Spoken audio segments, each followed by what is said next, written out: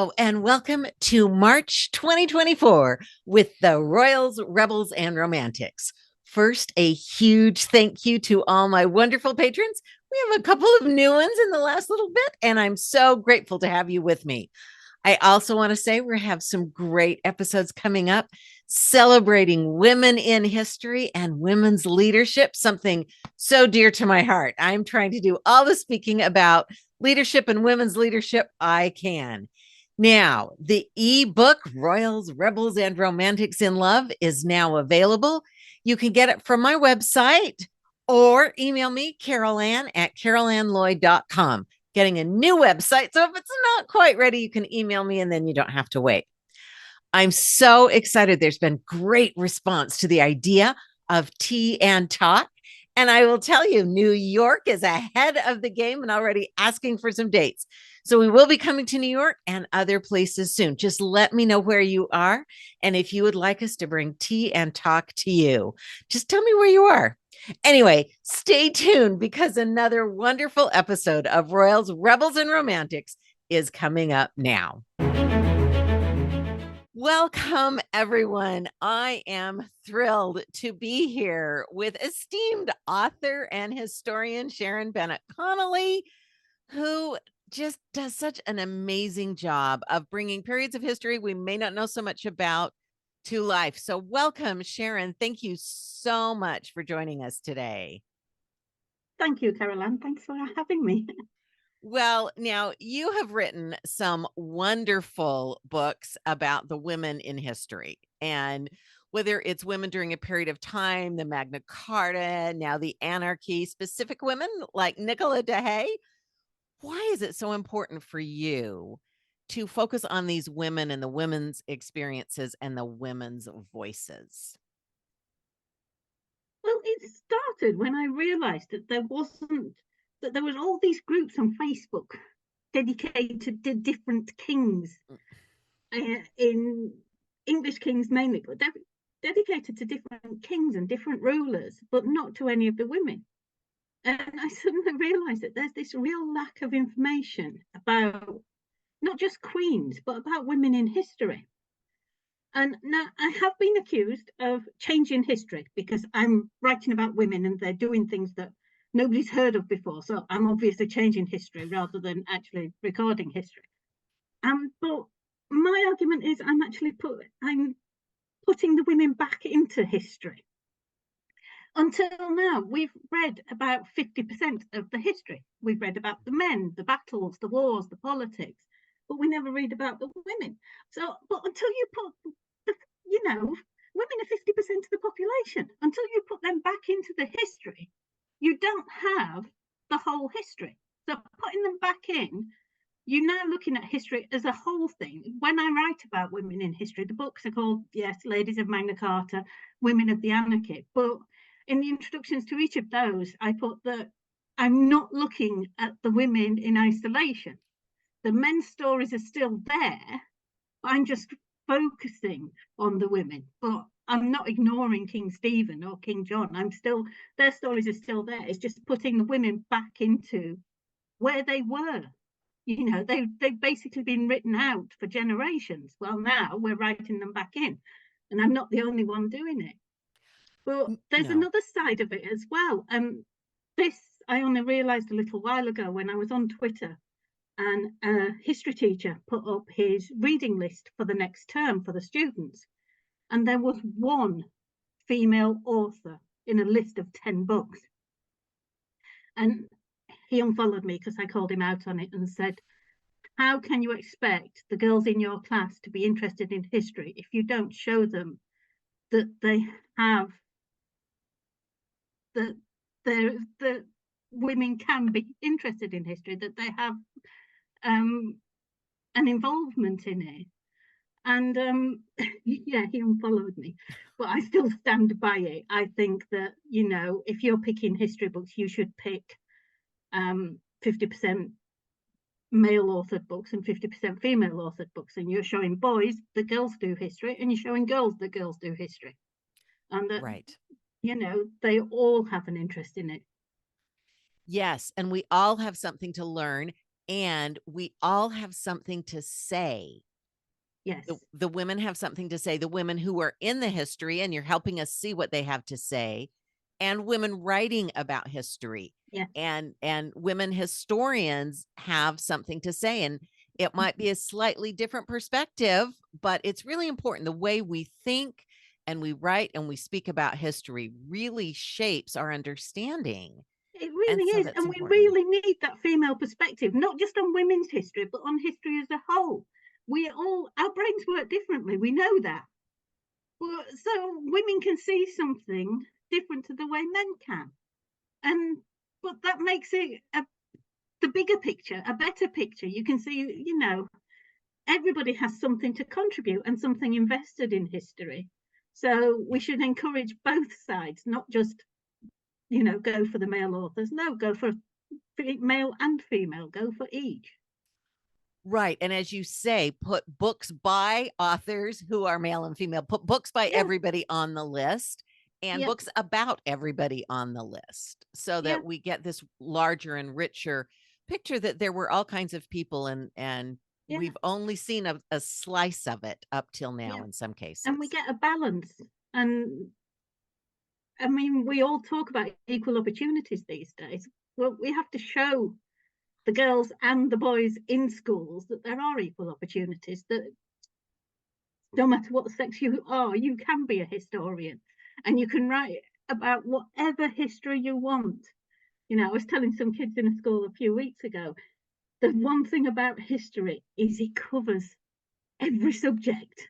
You can Mm-hmm. write about the history of science, the history of mathematics, the history of drama. So there's something in history for everybody. Right. And the history of sports and the Yeah, history of, yeah, games and all kinds of things. So that's great. So thank you, because I think it is important, and it is something that we need to continue to self-consciously do and take these yeah, steps like you did in the school, which is great. So thank you for that. Now, in this book, and you have so many wonderful books. Right now, we're talking about the women of the Anarchy. So you have these incredibly strong women. yeah, Interestingly, both named Matilda, which yeah, just can be a little confusing, but we have the Empress Matilda and the Queen Matilda, and we'll talk about both of them. And they are also both descendants of Queen Margaret of Scotland. So yeah. you have this matriarchy and this strong women. And yet I think these stories are so seldom told about these women. We always hear about William the Conqueror, and we hear about the sons, and then we hear about Henry II. He just kind of emerges out of nowhere. And, there's just sort of this gap of all these women. And so, why are they so overlooked? I don't know. The anarchy itself, I mean, we do call it the anarchy, but most of the time it's referred to as the period known as the anarchy. It doesn't Um, really, it's like they're still trying to decide what to name it. that's funny too. There's Yeah. this confusion. And like you say, it's just after the conquest and it's before the rise of the Plantagenets. So it's this little in between period that most of the time does get ignored. I think there's Cadfael, the Ellis Peters books are set in the anarchy, and there's Sharon Penman's book When Christ and His Saints Slept, and I think Ken Follett's Pillars of the Earth.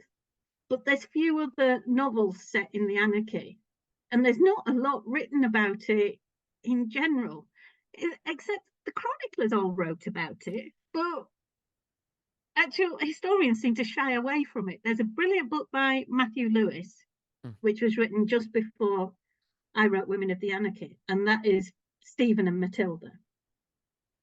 And that's very good. And there are a few, but there's most of them concentrate on Stephen. There are more books about King Stephen than there are about Empress Matilda. There are a couple about Matilda. Marjorie Chibnall's the go-to book, and Catherine Hanley's written a brilliant book about Empress Matilda. But they're the only two I can think of, whereas I could name about half a dozen on King Stephen. So it is, I think we're still trying to get away from the patriarchal attitude to history, which doesn't help. But it is, like you say, the anarchy there's a period in the Anarchy. I keep telling everyone this because I was so amazed when I discovered it. 1141, this 1 year.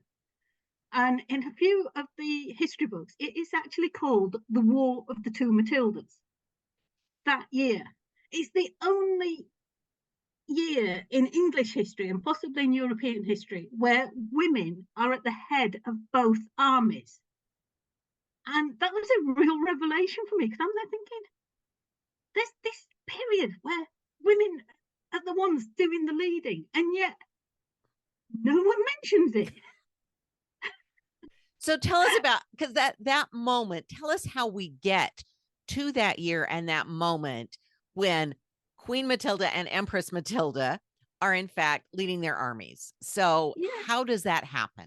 Who are they and how does that happen? Empress Matilda is the daughter of Henry I and Matilda of Scotland, and she's the granddaughter of St. Margaret. Matilda of Blois, also Queen Matilda, Stephen's wife, is the daughter of Mary of Scotland and the granddaughter of St. Margaret. And King Stephen is the son of Adela of Normandy, and therefore the grandson of Matilda of Flanders, just like Empress Matilda. So, you know how they say that the Wars of the Roses is the Cousins' War? The Anarchy is the Cousins' War. These all three, they were first cousins. Empress Matilda was first cousin to both Stephen and his wife. So this was a real family dispute. I think Henry I probably saw Stephen as a potential successor after his son died in the White Ship disaster, and Empress Matilda was in Germany and expected to spend her life in Germany. So Henry probably started grooming Stephen to take the throne. Then when Empress Matilda's husband died in 1125, she was recalled to England, and Henry made all the barons swear to uphold her claim to the throne, and he thought he can actually have his blood on the throne by giving it to Empress Matilda. So probably put Stephen's nose out of joint a little bit. But then when Henry I died, Empress Matilda had just a few months before given birth to her second son, Geoffrey, and almost died in the process. And by December 1135, she just discovered she was pregnant again. So there was no way she could travel.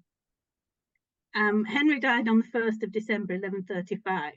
Stephen was probably in Boulogne at the time, and I think had been doing a few deals in the lead up to Henry's death. And the first thing he did was take ship to England, secure the treasury at Winchester, and get himself crowned at Westminster Abbey on the 22nd of December. So within 3 weeks of Henry I dying, and it probably took a couple of days before he heard that Henry I had died. he was King ready. Yeah, it was quite a coup. I think he was well ready. He'd married Matilda of Boulogne, they were a powerful seafaring nation, very big merchant county. And he had all her resources at his disposal, and probably her backing. She was not the quiet little woman at home. She'd been raised to rule Boulogne in her own name. So when you look at the charters from Boulogne, they're all in Stephen and Matilda's name, not just Stephen's name. Everything's done with his wife at his side. So I think he probably went to her one day and said, I think I should have the throne of England. And she probably said, yeah, go for it. Let's do it. And so Stephen takes the throne, and poor Empress Matilda has to wait until she's given birth in 1136 before she can do anything. And by that point, the coup is complete. All the barons in England, except one, have sworn to Stephen, including Empress Matilda's illegitimate half-brother, Robert, Earl of Gloucester. So she probably thought her cause was lost, although her husband, Geoffrey of Anjou, who none of the English liked, still thought he could at least take Normandy. And he starts this campaign to take Normandy, which carries on until he's taken Normandy. He was right, he could take Normandy. But a lot of the arguments against Empress Matilda is that she was married to Geoffrey of Anjou, and the English didn't like the idea that Geoffrey would be ruling England in her name. Despite the fact that the oath that Henry made his barons swear, were to Matilda, that she would rule, not Geoffrey. Well, you have this anomaly where she's the woman, so her husband is the one who would technically rule. And a lot of historians who claim it wasn't because she was a woman that they didn't like the idea of Empress Matilda ruling, use the argument that it was because of her husband. And it's like, but that's still because she was a woman, because her brother William was married to Matilda of Anjou, Geoffrey's sister. But you never saw anything in the 11 teens saying that the barons did not like the idea of William being married to Matilda of Anjou. It was because she was a woman married to Geoffrey. So that's that argument put to bed as far as I'm concerned. But a lot of the time it's, she was a woman, she couldn't rule, she couldn't lead an army. But I think the most powerful, the strongest two people in England at that time were Empress Matilda and Matilda of Blois. Because if it wasn't for Matilda of Blois, who had supported Stephen in his claim for the throne, and then 1141, 2nd of February 1141, the Battle of Lincoln is fought, and Stephen is captured and sent to imprisonment at Bristol Castle. If his wife hadn't been as strong as she was, he would have stayed imprisoned in Bristol Castle for the rest of his life. I mean, Henry I had kept his brother in prison for 35 years. So, the Normans knew a thing or two about keeping people locked up. But Matilda of Blois continued the fight. And this is where we get the War of the Two Matildas, where Empress Matilda is trying to get to London to get herself crowned, and Queen Matilda brings up an army to chase her out of London before she can be crowned. In fact, before she's finished her evening meal, apparently they had to flee so quickly, they had to leave their dinner on its plates. And then they have this battle at Winchester, called the Rout of Winchester, in the August of 1141, where Empress Matilda is almost surrounded by Queen Matilda's forces and has to flee west because it's literally the only route open to her. The rest is blockaded by Queen Matilda. Unfortunately, in the rout, her brother leads the rear guard to make sure the Empress gets away and gets himself captured. So now Empress Matilda has got Stephen in her clutches, but Queen Matilda has got Robert in her clutches, and Robert is the Empress's leading general. She needs him back to continue the fight. So they have to do this prisoner exchange. They have to swap, despite the fact Robert wasn't keen on the swap because he said he was only an earl and wasn't worth the value of a king in Stephen. They did do this prisoner swap where the Empress gets Robert back and Matilda of Blois gets Stephen back. So what you have by the end of the year 1141, everyone's back where they started. Empress Matilda got this close to the throne, but Stephen's the one who at Christmas 1141 is still sat on it, wearing his crown in Canterbury Cathedral with his queen by his side. And the only reason he's there is because his queen kept the fight going. Yes, and that is a perfect example of the way these women were leading. They were absolutely the leaders, making the decisions, deciding on the prisoner swap, leading the resistance and the lead. And yet, you're right, that should be a fantastic lesson in history, and we just don't hear about it very often. So thank you. Now, tell us, because researching this period of time, and you've mentioned the chronicles, but how do you find things out? Because there tends to be some legends that grow up and rumors that get started about, it seems like women in particular. And how do you do the research combating sort of the way we've come to hear about and think about some of these characters? Yeah, well, it is hard. I mean, you have to look. The thing to keep in mind, whichever chronicle you're reading, is whose side were they on? Because there's the Jester Stephani, which is obviously is the is the jest of King Stephen, so the deeds of Stephen. So it's on Stephen's side. And you can tell how biased this book is. It refuses to call Matilda Empress Matilda. It calls her the Countess of Anjou all the way through, never gives her the title of Empress. She's married to Geoffrey of Anjou, so she's the Countess. And so they're trying to belittle her, because if they actually said she was the Empress, you know, they'd be giving her too much rank if she was Empress. So, you know, we'll keep calling her the Countess and belittle her. And you've got the William of Malmesbury, whose patron is Robert of Gloucester. So he's more friendly towards Empress Matilda, but his priority is not Empress Matilda, it's telling Robert of Gloucester's story. So it bigs up Robert of Gloucester, it's kind to Empress Matilda.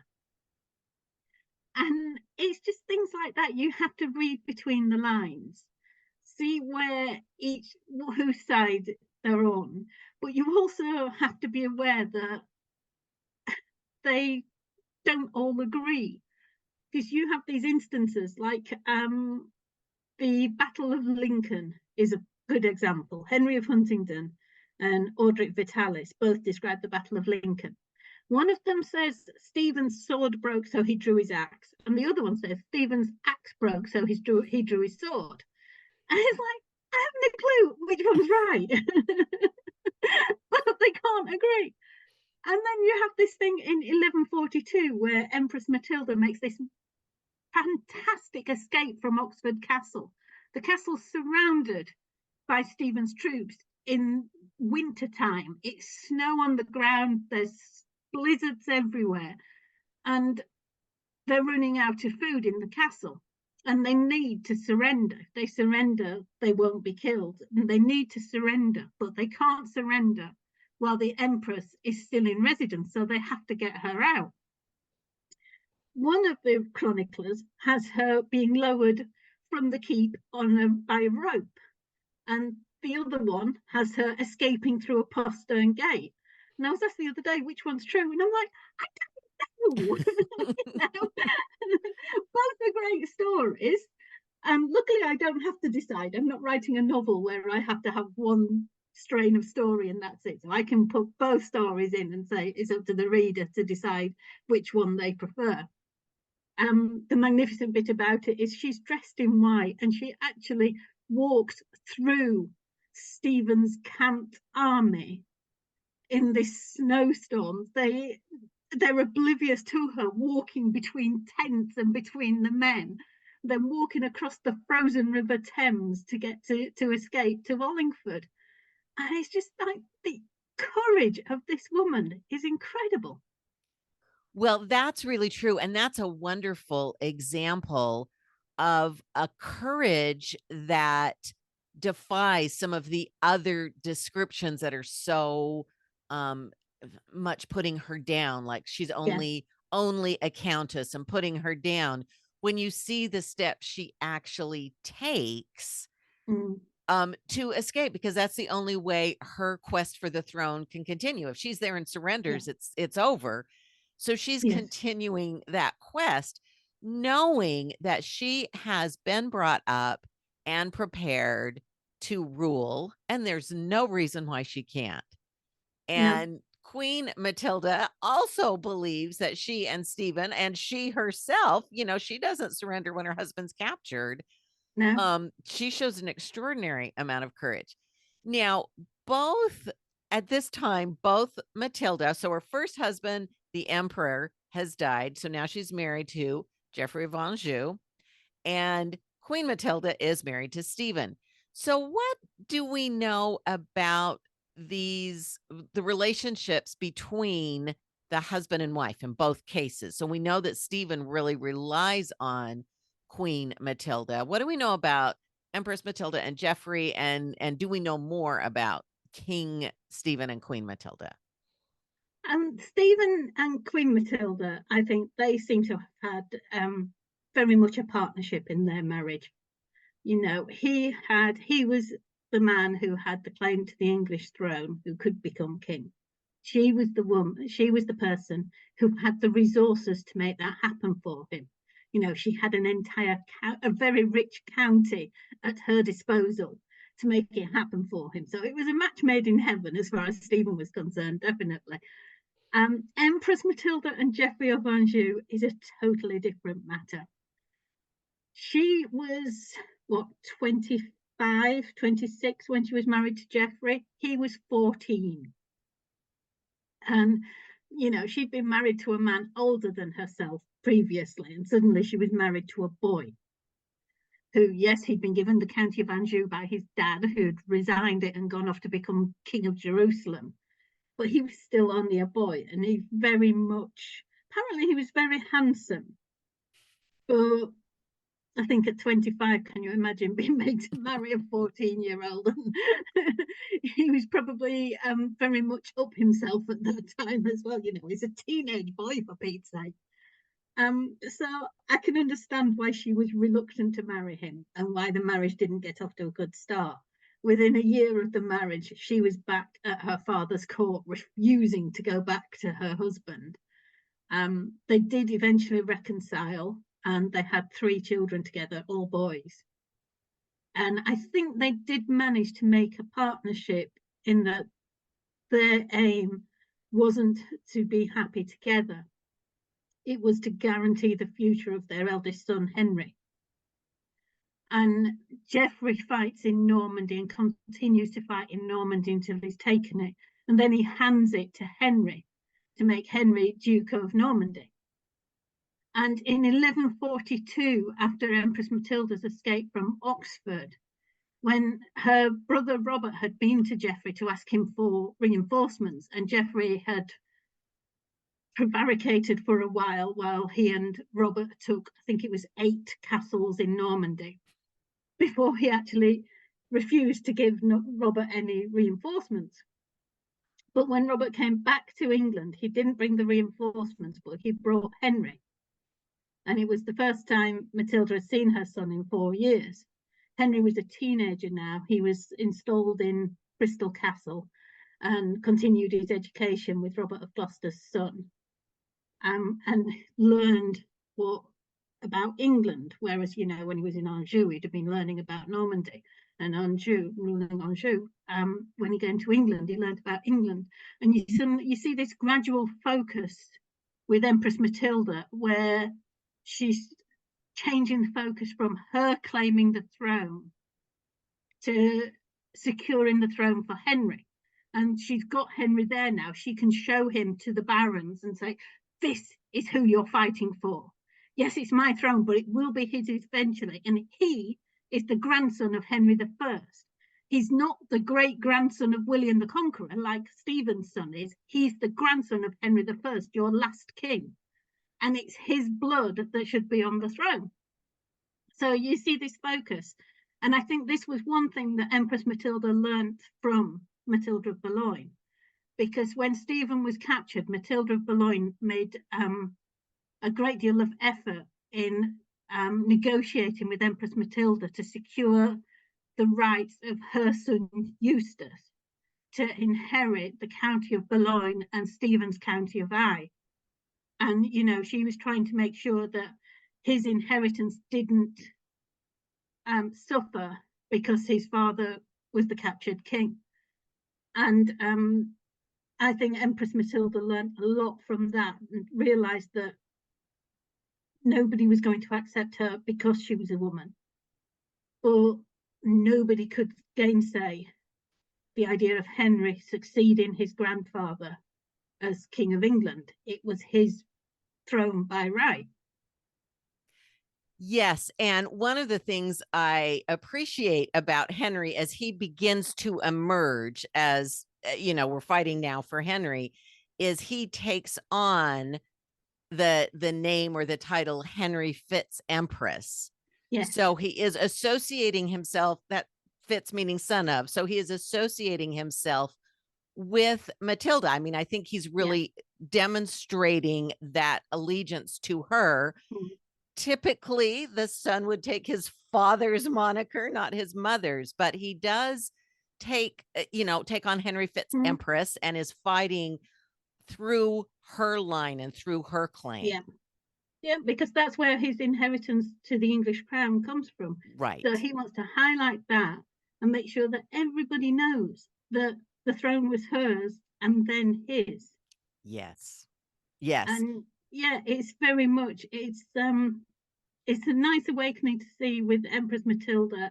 It's sad, really, to think that she suddenly realised they're never going to give it to me. But Yeah. I've got to carry on fighting. She couldn't give up. She had to carry on fighting to guarantee Henry's succession.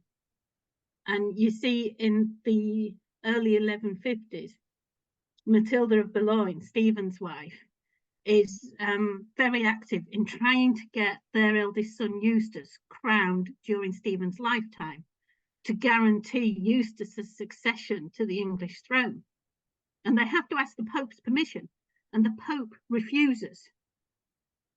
And that's a big signal to every baron in England that the Pope doesn't think that the Pope saw Stephen as a caretaker for the throne.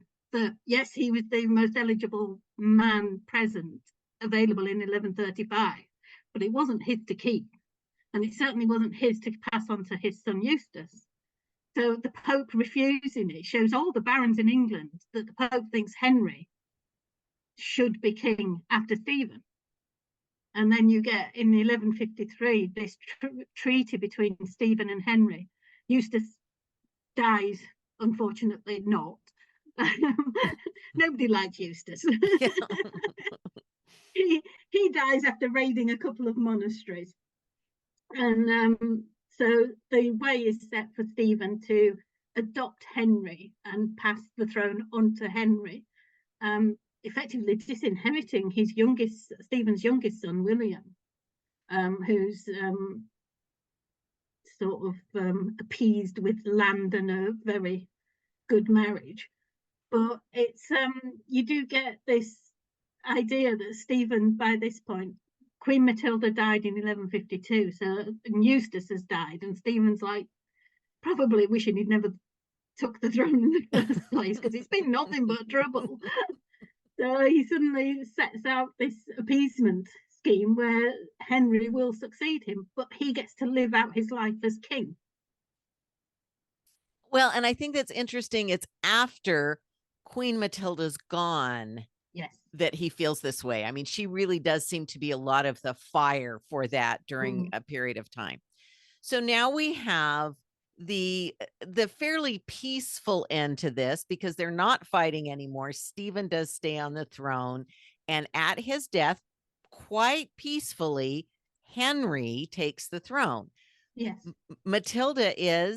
Empress Matilda is still alive.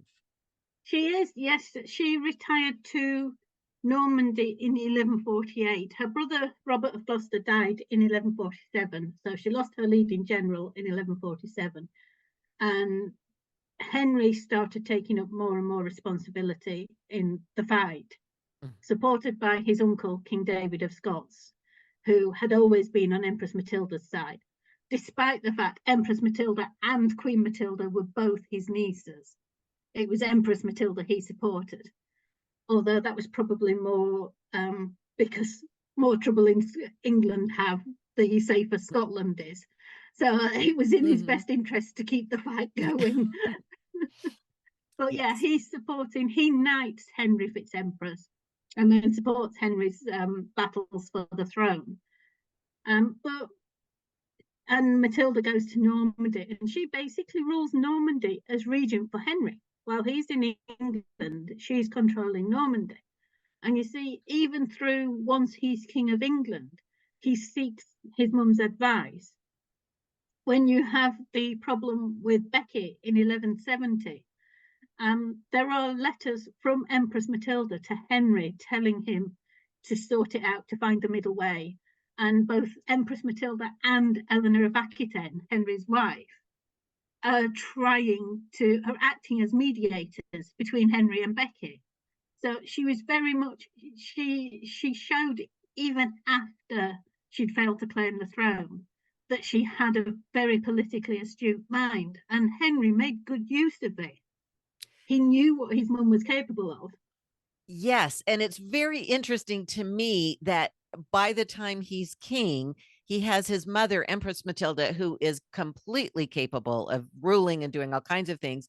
And he's married to Eleanor of Aquitaine, who has also been queen consort of France and has arranged the marriage. And so he has these two very strong women in his life. Yeah. That might have been an interesting family dinner if they were all gathered around to chat about what we should do next. But it is a time where these just terrific women are playing such a key role. Mm. So, if you were able to suggest to your readers one thing you would like them to take away, now there's so many things to take away from the book, but one thing you would really like them to take away from this book, what would that be? To make your own judgment about these women, to reassess them, and to not just accept that Empress Matilda was haughty and um and bossy.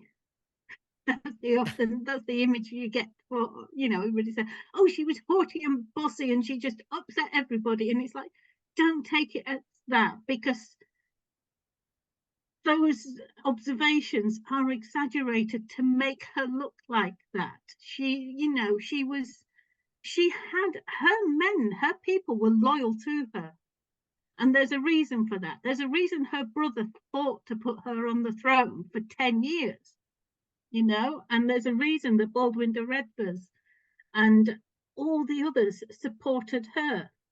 She had a right to the throne, but she kept their loyalty. Yes.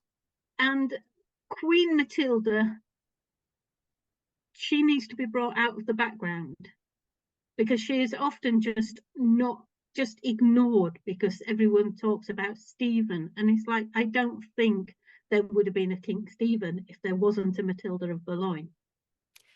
Right. So in both cases, just see them for who they are. Yeah.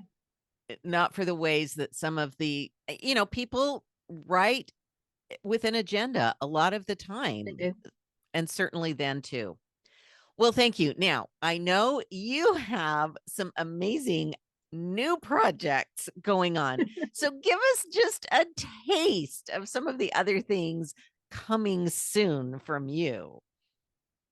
Coming soon, I have, Women of the Anarchy comes out in the States in April. Mm-hmm. And then in June in the UK, and probably about 6 months later in the States, I have Heroines of the Tudor World. I can't wait for that. It's my first sequel. My first book was Heroines of the Medieval World. And I had in mind then that I might do a Tudor one as well, but I wasn't sure I'd be able to. And I suggested it to my publisher, and he said, oh, yes, go for it. So the chapter titles are the same as the Heroines of the Medieval World. So they're still warrior heroines. Instead of the medieval ideal, there's the Tudor ideal. And there's the last chapter is the survivors, the women who made it through all the dangers. And it was just really interesting to do a project where I knew where I was going, because I had the same chapters that I'd done with Heroines of the Medieval World. I just had to do it with Tudor women. But the problem was trying not to have the entire focus on the wives of Henry VIII. So they are in there, but they're not necessarily in their own story. Like Catherine Howard is in there as part of the story for Jane Boleyn. And okay. Anne Boleyn is there as part of the story for Mary Boleyn. So they're all in there, but not necessarily in their own stories. And it was very interesting to actually do that. And look, it's my first Tudor book. Well, it was great fun. And there's so much information on the Tudors. It was so much easier to find all the information than it is about Women of the Anarchy. You don't have to scour the chronicles for just one mention. They're everywhere. Right. So that must have been in some way, although sometimes there's so much, again, you don't know what all to keep. And then people were also writing with agendas. And so you see people described by different writers in different ways. So that's really great. And I'll just remind the US listeners that we don't always have to wait a full 6 months. There are ways of getting those books once they're published in Britain.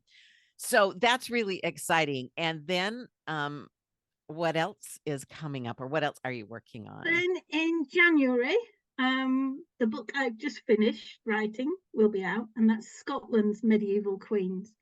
And I'm immensely proud of that book. It's longer than it was supposed to be, but I knew about Scotland's history. I'm a big fan of Robert the Bruce. So I knew a lot about Scotland's history, but not about its queens. And this book is the inspiration of my son. He came out of English one day when he was doing his GCSEs, and they'd been studying Macbeth. And he came out and said, "Mum, you need to set the record straight about Lady Macbeth. Shakespeare has not been fair to her." And I was like, "Oh, right." I says, "Well, he wasn't fair to Richard III." He says, "Yes, but nobody's bothered about Macbeth's wife. Everybody's bothered about Richard III. I said, "That's true." I said, "Actually, Lewis, that's not a bad idea." And so that was Scotland's Medieval Queens. It's actually titled Scotland's Medieval Queens from St. Margaret to Margaret of Denmark. But Lady Macbeth grew up. I gave her name. Shakespeare doesn't even give her name. She is in the preface, in the prologue, so that she gets a full representation and wonderful, hopefully rehabilitated. Well, and when we read that, we can all think of your son inspiring you, because that's a great part of the story, right? Well, that is wonderful. And I will have all of these, but tell us where we can find you to hear everything you're doing, your history, the interesting bits, and all of that. Tell us everything. I have a blog, History of the Interesting Bits. I have a Facebook page, which is also History of the Interesting Bits, or my own Sharon Bennett Connolly.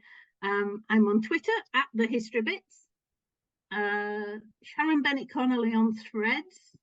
I'm on Blue Sky as well, and LinkedIn. And I have my own podcast, A Slice of Medieval, that I co-host with Derek Burks, which is great fun. So yeah, I think that's everything. Well, I will have all these links in the show notes. So don't worry if you didn't write them all down. Don't worry, they'll be there. But I just wanted you to hear there are lots of places to find Sharon and keep up with all the wonderful work that she is doing. So thank you so much for coming on. It's always such a treat for me to get to talk with you. And me too, Caroline. One day we will meet in person. That's right. That's what we're determined. We're determined to do that.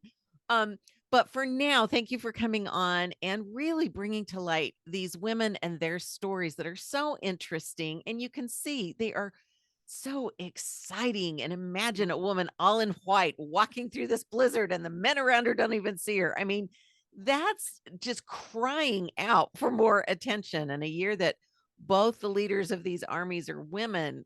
You know, these are stories we need to be telling. And so thank you so much for telling them. Thank you for giving me the opportunity. Well, I'm so delighted, and so many fun things coming up. Thank you all for listening and spending some time learning more about women in all kinds of periods of time, specifically the Anarchy, or the period called the Anarchy. I guess it's not officially even the Anarchy, but these two Matildas who literally changed and wrote history. So thank you everyone for participating.